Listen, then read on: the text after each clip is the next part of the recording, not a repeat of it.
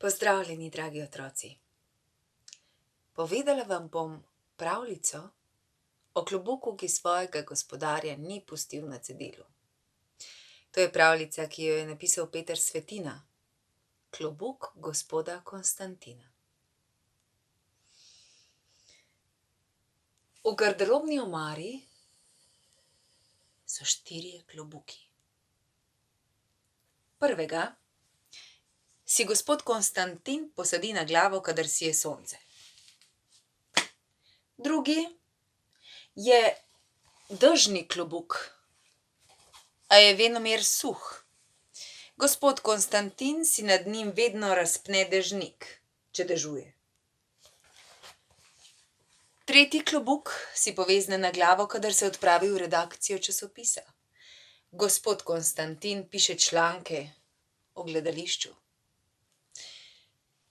Četrti klobuk je iz znamenite klobučarske delavnice Jožefa Kepke.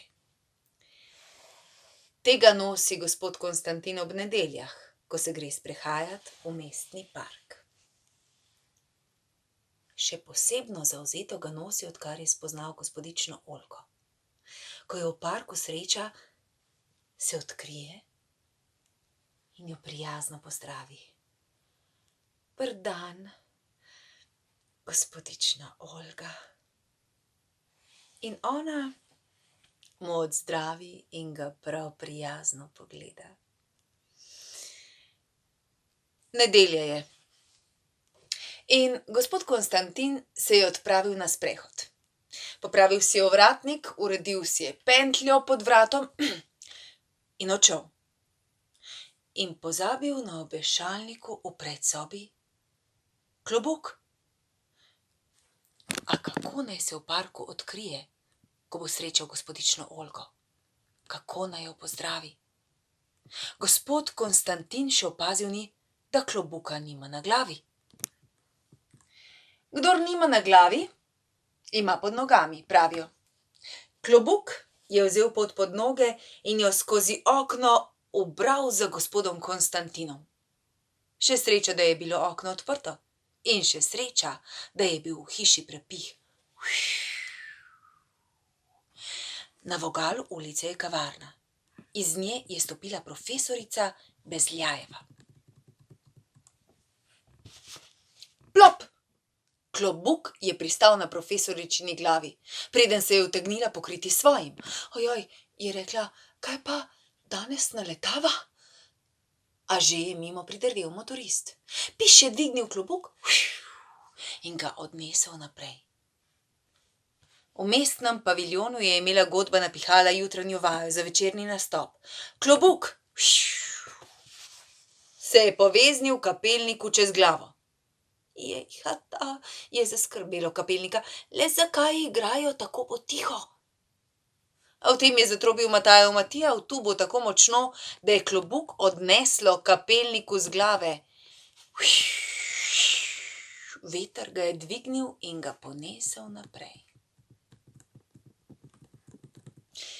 Hopla! Klobuk je pristal na glavi grofa Kobencla. Grof je bil spomenik in je molčal svojimi bronastimi ustnicami. Potem je kihnil. Prejšnji teden mu je na glavo 3 dni kapljalo in se je prehladil. Kihnil je tako močno, da mu je odneslo klobuk iz glave. Veter ga je zanesel proti parku. Ravno se je tam pretegovala cirkuška Levinja. Spet se je sanjalo, da je kraljica živali. Klobuk je sedel Levinji na glavo. Naj bom s krone ali s klobukom, kraljica sem, je zarjovela Levinja. Prestrašena jata vrabcev je zaprhutala in piš je dvignil klobuk v zrak. Odpihnilo ga je v roke cirkuškemu čarovniku. Hotel je potegniti s klobuka zajca, pa je opazil, da klobuk ni pravi. Zalučal ga je. Visoko ga je zalučal, ker je bil jezen, in klobuk je poletel nad park, nad mestno sprehajališče in je letel in je letel. Pod njim pa je po potki prihajal gospod Konstantin. Z druge strani pa mu je nasproti prihajala gospodična Olga. Klobuk je letel in letel in letel še malo in plop. Pristal na glavi gospoda Konstantina natanko v trenutku, ko je segel po njem, da bi se odkril. Odkril se je in pozdravil. Dober dan, gospodična Olga. In gospodična Olga je odzdravila. Dober dan, gospod Konstantin. In ga prav prijazno pogledala.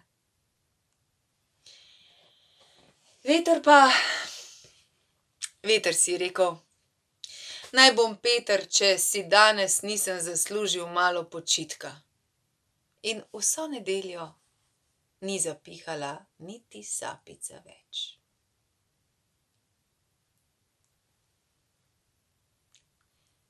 Lep pozdrav, dragi otroci, in ostanite z nami.